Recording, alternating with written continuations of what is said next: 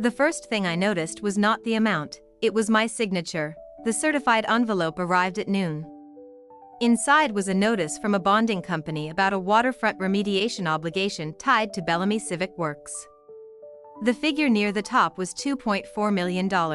Below it, a sentence stated that I, Nora Bellamy, had personally guaranteed the company's performance. I had never visited the site, attended a meeting about it, or signed a personal guarantee for any company project in more than a decade, but there it was, my name. My address. A signature that looked almost right. Dean once praised my eye for detail. Later, when he stopped inviting me to meetings, he called it fussiness. I took the notice to my office and pulled an old equipment lease from the locked cabinet. I placed the signatures side by side. The false version copied the long first stroke in the N and the open loop in the B, but they missed one habit. I always lifted my pen before the final two letters of Bellamy. The signature on the guarantee had been written in one continuous motion. The document had been executed electronically at 8:43 on a Saturday night in March. I remembered the weekend immediately. Dean's mother had fallen in Spokane. I had driven across the state and spent Saturday beside her hospital bed. At 8:43, I was speaking with a nurse about discharge instructions. My laptop was locked inside my desk in Tacoma. I did not call Dean. 38 employees relied on the company, so an accusation could put every paycheck at risk. For 29 years, I had solved problems before they became arguments. I corrected mistakes quietly and protected his reputation. Dean had grown used to that someone being me, so I scanned every page. I photographed the envelope, label, and postmark. I saved the files to a new drive, recorded when I opened the package, and captured the electronic timestamp. By 5:30, the originals were back in the envelope. At 6:10, Dean came home with a leather folder. Rain tapped against the kitchen windows while he removed his coat. He looked tired, but not surprised to find me waiting. He had planned the conversation. I filed this morning, he said. I did not need to ask what he meant. Inside the folder were divorce papers, a proposed settlement, and a summary of a company sale he intended to complete within 14 weeks. He used the calm voice he reserved for lenders. Bellamy Civic Works, he explained, carried more debt than I understood. Municipal delays had tightened cash flow. A buyer was willing to take on the risk, but only if everything moved quickly. He said the house would be mine, with enough cash for comfort. He wanted to spare us the cost and embarrassment of a prolonged dispute. Then he smiled. You were never involved in the complicated side of the company. Nora. You helped with the office work in the beginning, and I made sure the offer recognizes that. Office work. I looked at the man who had used the purchasing system I designed to win our first city contract. I said nothing. My silence relaxed him. He pushed a pen toward me and suggested I have someone review the papers, though his tone made it sound like a formality. I closed the folder. I'll read everything. His smile tightened. There's a deadline. I heard you. Dean studied me, then stood. He believed I was hurt and frightened. Most important, he believed I still preferred peace to conflict. After he went upstairs, I waited until I heard the shower. Then I called Dana Kim, an attorney I had met during a contract dispute. I told her only what I could prove. A guarantee carried my signature. I had not signed it. My husband had filed for divorce. A company sale was scheduled in 14 weeks. Do not accuse him yet, Dana said. Do not email the company. Do not enter any system you are no longer authorized to use. Preserve everything exactly as you found it. I already did. Good. Examine the package again. Payment instructions, routing codes, related entities. Anything unfamiliar. I returned to the table and read every line while the rain thickened against the glass. Near the back, beneath a block of bond language, I found a payment routing reference that did not belong to Bellamy Civic Works. The destination was an entity I had never seen in any company record. Rainier Harbor Holdings. Rainier Harbor Holdings. I read the name 3 times. It meant nothing to me, which was exactly why it mattered.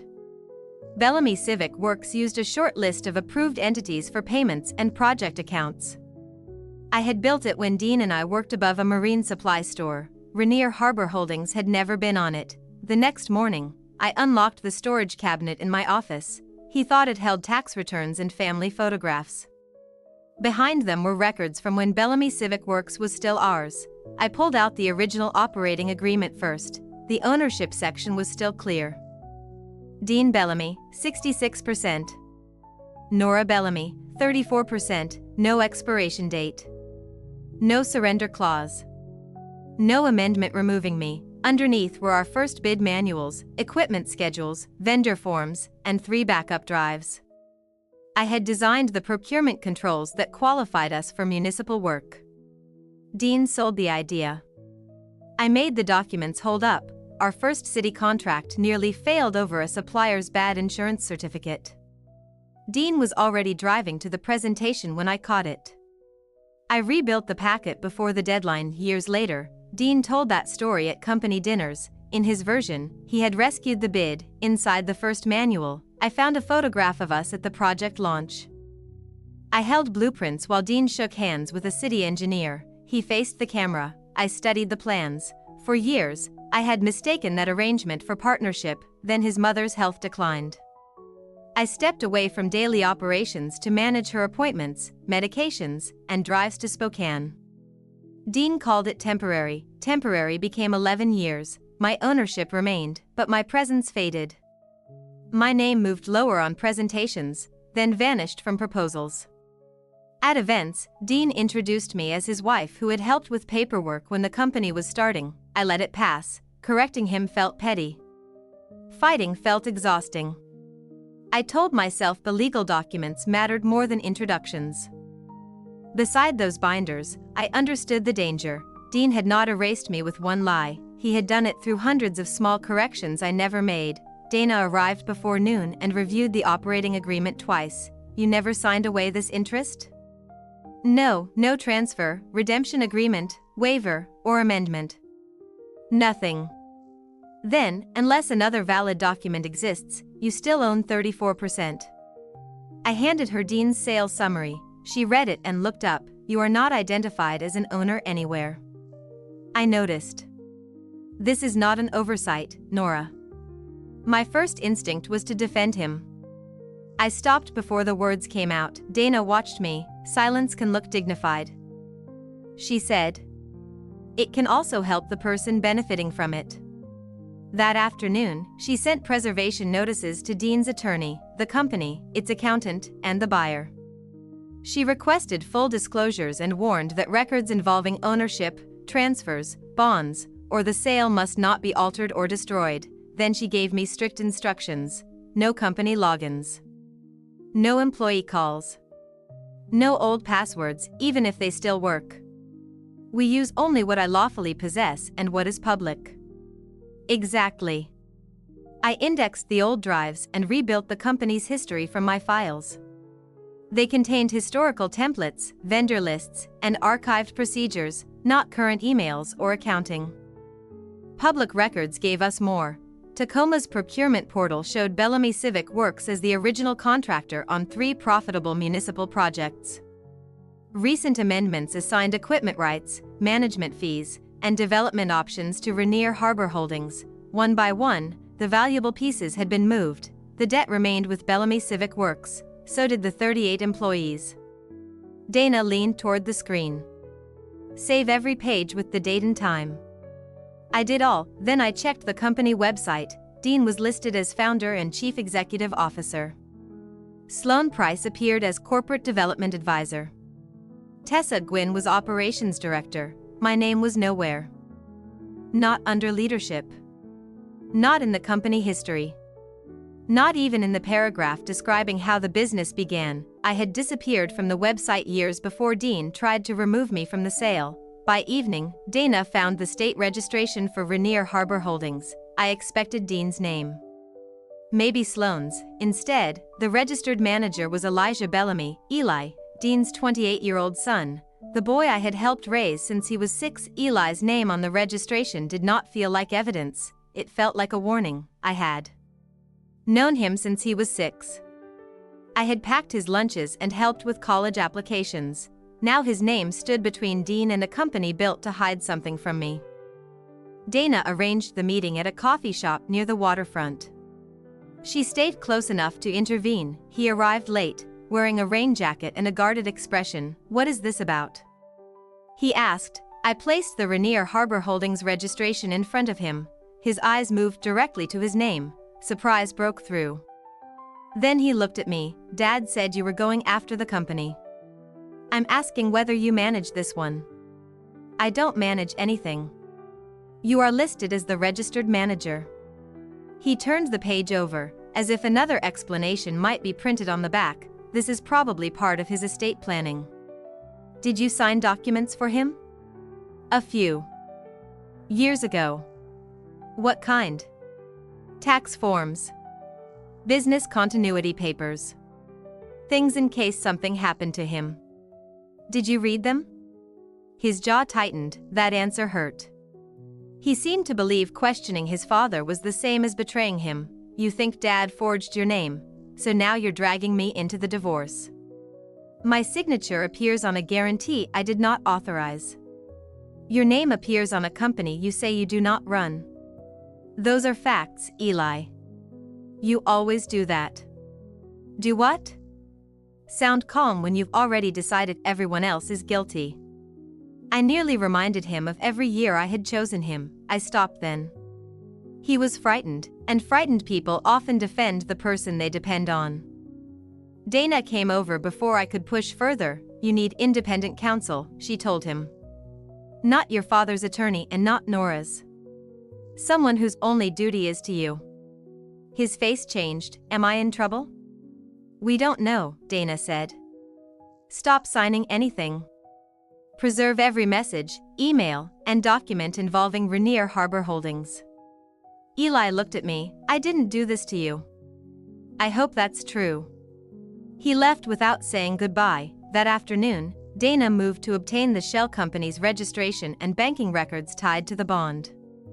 Dean's sale deadline kept moving closer while legal procedure moved at its usual speed. At 9:17 that night, an unknown number sent me a message.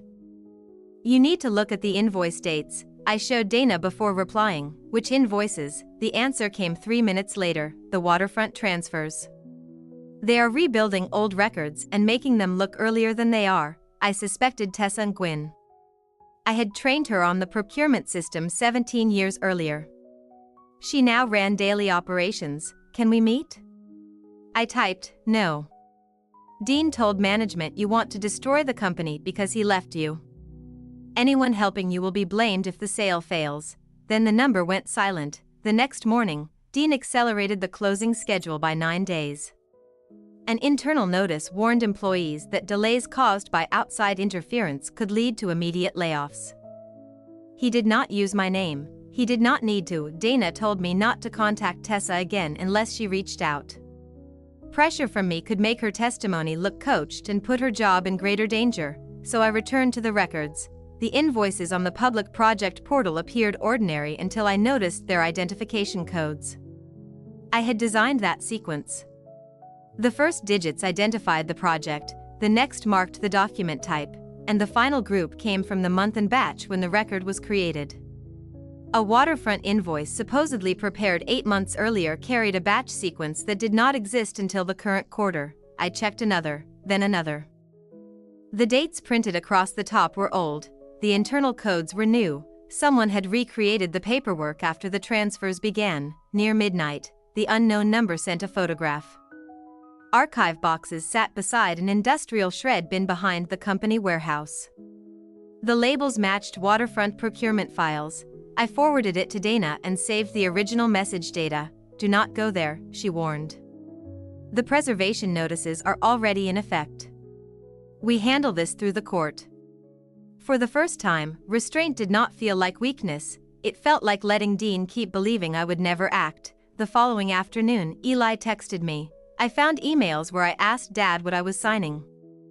"I'm getting my own lawyer. Don't contact me for a few days." It was not trust, but it was movement. At 11:42 that night, Tessa's number appeared again. The message was shorter than the others. The retirement deductions came out of every paycheck. I don't think the money ever reached the plan. Retirement deductions had left 38 paychecks. If Tessa was right, the money had gone somewhere else. Dana filed for a limited forensic review the next morning. She did not ask the court to freeze every account that could have endangered payroll. She requested records tied to the bond, the transferred contracts, the retirement plan, and Rainier Harbor Holdings. Dean fought it. His attorney called the request intrusive and motivated by a bitter divorce. Dana answered with the forged guarantee and my ownership documents.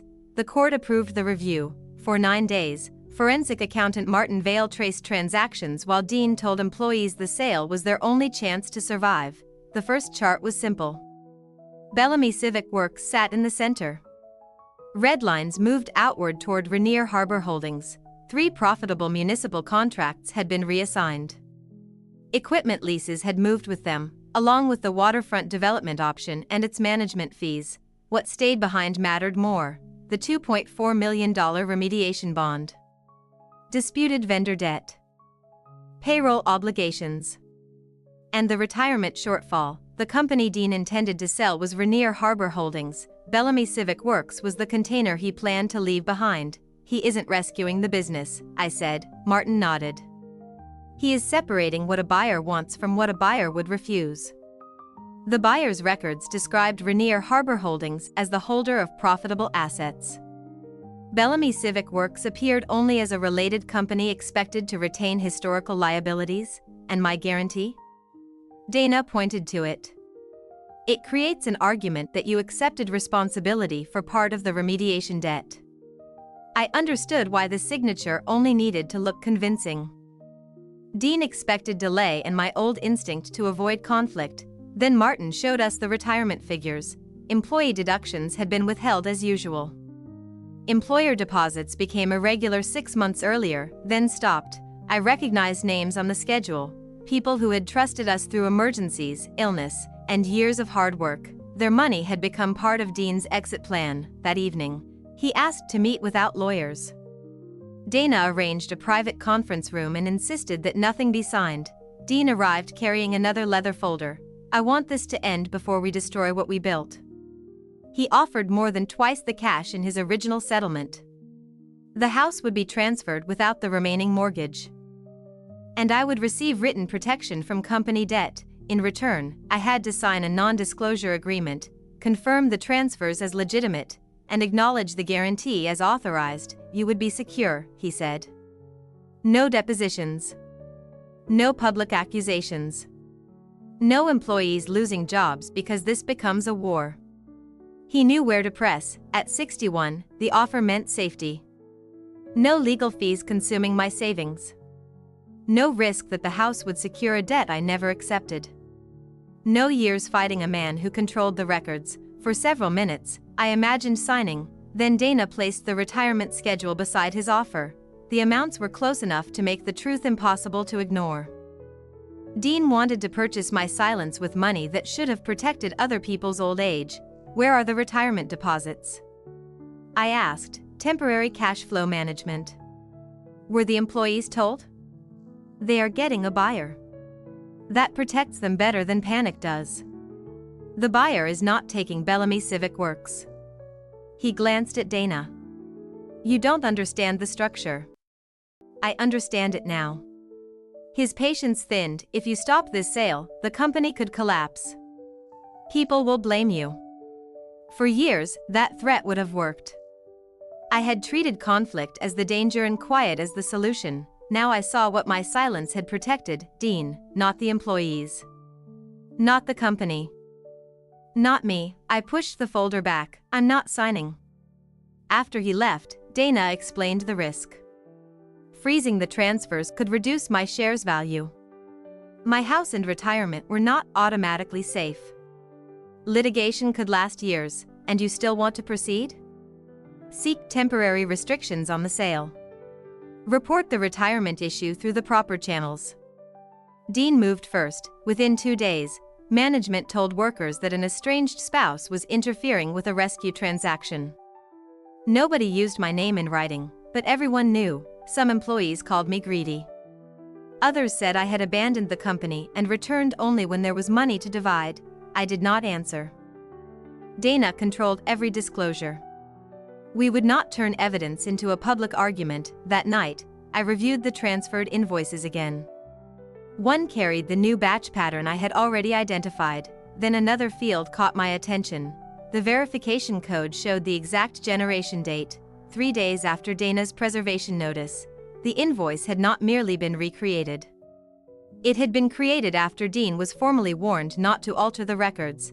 The verification date gave Dana enough to seek emergency relief without shutting Bellamy Civic Works down. Her motion was narrow. It stopped additional asset transfers, preserved the sale records, and required notice before any major payment left either company. Payroll, active projects, and vendor bills could continue. Dean's attorney called it a divorce-driven power grab. Dana attached the invoice created after the preservation notice. The court imposed temporary restrictions and scheduled a settlement conference. The buyer paused final approval but did not leave. Suspicion was not proof, its lawyer said. If liabilities could be contained, the contract still had value. Dean treated the pause as temporary. For us, it created time. For Tessa, danger. She agreed to meet Dana in a rented conference room. I stayed away so her account could not be blamed on me. Tessa confirmed that Dean had ordered staff to rebuild invoice packets and use earlier dates. Sloan had attended meetings where the transfers were discussed, but when Dana asked for a sworn declaration, Tessa hesitated. The next morning, she called in tears. Dean had gathered the senior managers and announced that altered records, if any existed, were the responsibility of operations. He did not name Tessa, but he looked at her. Later, he warned that a failed sale would follow her throughout the construction industry. I have 2 kids in college, she told Dana. He can make sure I never work at this level again. Dana did not pressure her, neither did I. Wanting someone else to be brave was easy when the consequences belonged to them. Eli's attorney uncovered a different problem. Rainier Harbor Holdings came from a dormant registration Eli opened after college and never used. Dean had his identification from a family trust file, and authorizations bearing Eli's name came from company devices. Eli brought Dana 6 old emails. In each one, he asked Dean what he was signing. Dean's answers were brief: continuity paperwork, tax planning, protection for the family. One message included an audio recording. Don't turn this into homework, Dean's voice said. Sign where I marked it. I'm handling the details. Eli stopped the recording. I wanted him to trust me, he said. So I kept proving I trusted him. I'm sorry I saw your name and assumed the worst. He stared at his phone. Believing him was easier than asking why he needed me not to understand. It was not forgiveness, but it was our first honest conversation since the divorce began. His emails showed a pattern, not the complete scheme. Tessa's testimony was uncertain. The buyer was waiting. The sale clock kept moving. Dana asked me a question I had avoided. What outcome do you want if we stop Dean's transaction? Until then, my answer had been simple: protect myself and restore what he moved. That was no longer enough. Returning the assets while leaving Dean in control would only return the company to the same hands that had stripped it, so we built a counteroffer. Dana contacted a regional lender that financed employee transitions.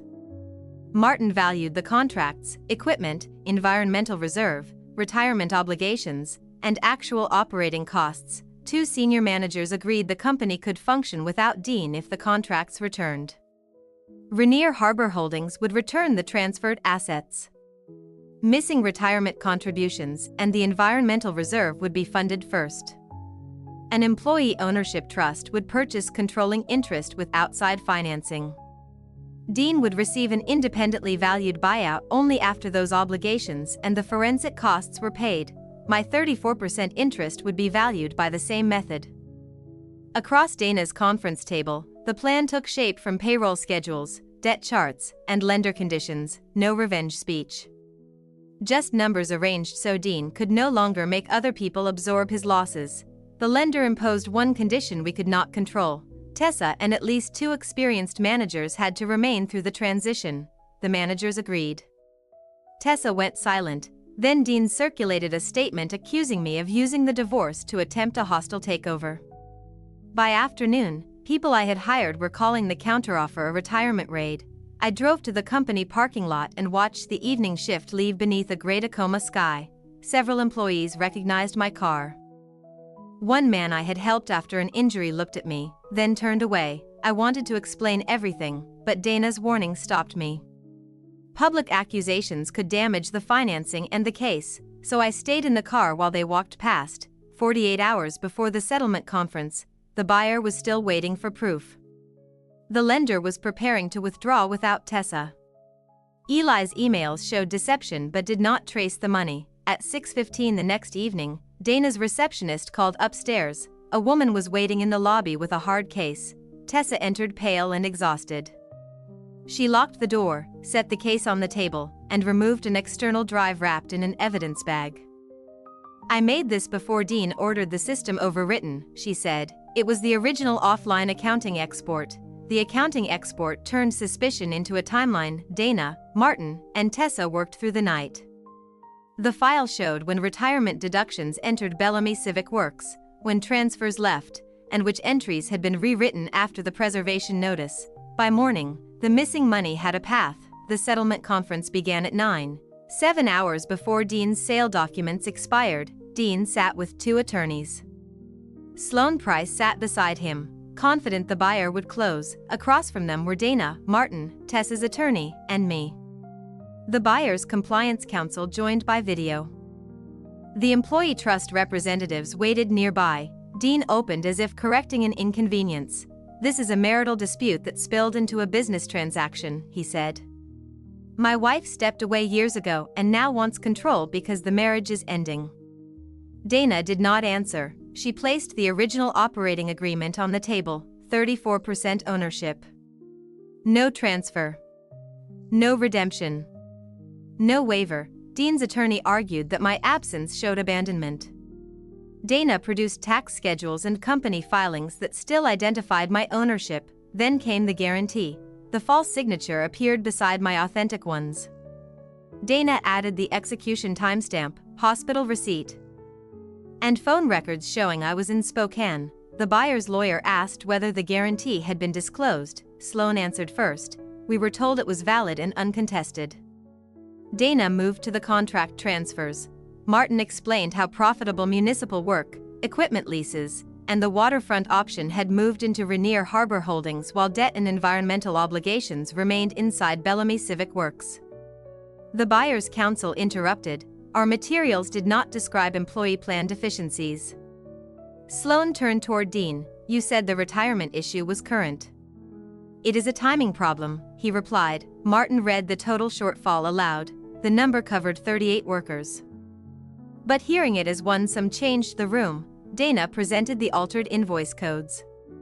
One document had been generated 3 days after the preservation notice, then dated 8 months earlier.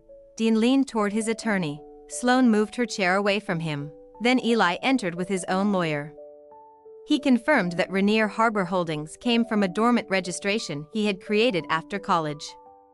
He had never managed its accounts, negotiated its contracts, or authorized its use in the sale. His attorney played Dean's voice message telling him not to turn the documents into homework. Dean's expression changed. You recorded me? No, Eli said. You left a message. Eli described the identification records Dean possessed and the emails where he kept asking what he was signing. Dana saved the accounting export for last. Through her attorney, Tessa authenticated the offline copy and explained that it had been created before Dean ordered the live system overwritten. The export showed withheld retirement deductions entering the operating account. It also showed payments routed through accounts connected to Rainier Harbor Holdings during the same period. It did not prove every legal conclusion. It proved enough for the buyer. Our client is suspending the acquisition permanently. Sloane closed her eyes. Dean stared in silence at the unsigned sale documents. After a break, the employee trust representatives joined us with the lender's term sheet. Dana presented our resolution. All transferred contracts, equipment rights, and development options would return to Bellamy Civic Works. The retirement shortfall and environmental reserve would be funded first. My forged guarantee would be replaced and formally disputed. The employee trust would purchase controlling ownership at an independent valuation. Dean would receive a buyout only after restitution, reserves, and professional costs. His attorney read the term sheet twice. Dean did not. I remain CEO, he said. No, Dana replied, then there is no agreement. The mediator warned him that refusing could trigger an injunction, fiduciary claims, extended discovery, and regulatory referrals. Litigation might destroy the value he was trying to preserve. Dean looked at me. You would rather burn the company than let me run it. I am offering a way for it to survive. You are offering to take it. The employees are buying it. He threatened to reject everything and let creditors decide what remained. The mediator reminded him that insolvency would reduce his recovery as well as mine. The buyer was gone. The records were preserved. The employee-backed offer was the only funded transaction left. For nearly an hour, nobody moved beyond small revisions. Dean's old sale expired at 4 o'clock. At Fort Welve, he signed the framework, not because he agreed with me. Because the alternative had become more expensive than surrendering control. After the others left, Dean stopped me near the elevators. Was this the plan? He asked. To ruin me? No, he waited. My plan was to stop you from making everyone else pay for the life you wanted. 3 months after Dean signed the framework, Bellamy Civic Works looked almost the same from the street. Inside, everything had changed. The transferred contracts returned first. Then came the equipment leases, the waterfront option, and the fees routed through Rainier Harbor Holdings. Employee retirement accounts were corrected one by one. The environmental reserve was funded before anyone discussed distributions. Dean's buyout came last. It was still substantial, but restitution. Forensic costs, legal fees, and the reserve reduced it sharply. He was not left penniless. He simply did not receive the clean exit he had designed. The employee ownership trust acquired control. Tessa stayed through the transition with 2 senior managers. Sloan resigned from every company project and left regional development. For 6 weeks, I worked beside operations. The procurement system had changed, but its logic remained familiar. I helped rebuild approval limits and require 2 people to authorize major transfers. Employees who had avoided me in the parking lot began stopping by. Most did not apologize. They asked questions, stayed to listen, and slowly understood why the sale had been stopped. The board offered me the chief executive position twice. The first time, I asked for a week. The second time, I declined. Turning it down felt like abandoning the company again. Then I recognized the trap. If I became CEO because Dean had tried to erase me, he would still be shaping my life. I wanted my contribution restored. I did not want his chair. My 34% interest was independently valued. Part rolled into the employee trust. The rest gave me security without tying my future to daily operations. Eli began visiting on Sundays. At first, he brought documents. Then coffee. Eventually, nothing. He never asked me to pretend the previous months had not happened. I did not ask him to choose between loving his father and admitting what Dean had done. One afternoon, he said, I kept thinking loyalty meant not asking questions. I spent years thinking peace meant not correcting anyone. Were we both wrong? About that, yes. It was not a perfect reconciliation. Some calls still went unanswered, and some conversations ended too early. But we stopped using silence as proof that everything was fine. Dean and I met once more to sign the final divorce documents. After the attorneys reviewed the terms, they left us alone briefly. Dean looked older without the company behind him. I suppose you finally got your name back, he said. My name was never yours to keep. He nodded, neither apologizing nor arguing. I believed I was saving the business. You were saving the part that benefited you. He looked toward the window. I don't know when those became the same thing. Neither did I. I admitted that I had allowed him to speak for me too often. I had confused avoiding conflict with protecting a marriage. But my silence did not forge the guarantee, move the contracts, or empty the retirement accounts. Those choices remained his. We left separately. By early fall, remediation began at the waterfront. I walked the site with Tessa while crews removed contaminated soil and marked future foundation lines. The place Dean had used as a liability was becoming a real project again. At home, I cleared the office where I had studied records for months.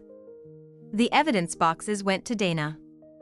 In their place, I arranged materials for a procurement class at a community college.